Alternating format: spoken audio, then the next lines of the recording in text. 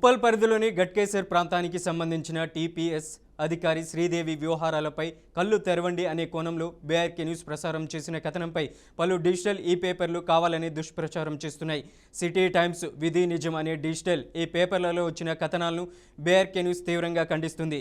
మా కథనం వార్తా చోరీ కాదు, ఇది స్వంత సోర్స్ ఆధారంగా సేకరించిన విజువల్స్, సమాచారం ఆధారంగా రూపొందించిన పూర్తి స్థాయి జర్నలిజం. మీరు రాసిన వార్తనే మేము తీసుకున్నామంటూ ఆరోపిస్తున్నారు. అయితే దానికి మీ వద్ద ఉన్న స్పష్టమైన ఆధారాలేంటి? అధికారుల పేర్లు, ఫోటోలు, ఘటనల వివరాలు సోషల్ మీడియా పబ్లిక్ డొమైన్లో అందుబాటులో ఉంటే వాటిపై కథనం రాయడం తప్ప?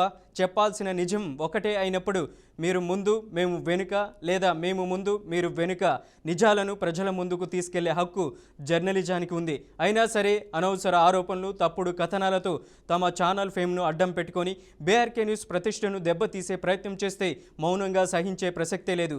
సిటీ టైమ్స్, విధి నిజం డిజిటల్ ఈ పేపర్లపై లీగల్ నోటీసులు బీఆర్కే న్యూస్ పంపిస్తుంది. స్వలాభాల కోసం అడ్డగోలు రాతలతో మీడియా విలువలను కాలరాస్తే చట్టపరంగా కఠిన చర్యలు తప్పవని బీఆర్కే న్యూస్ స్పష్టంగా హెచ్చరిస్తుంది. ఇది హెచ్చరిక మాత్రమే కాదు, జర్నలిజం ఆత్మను కాపాడుకునే పోరాటం.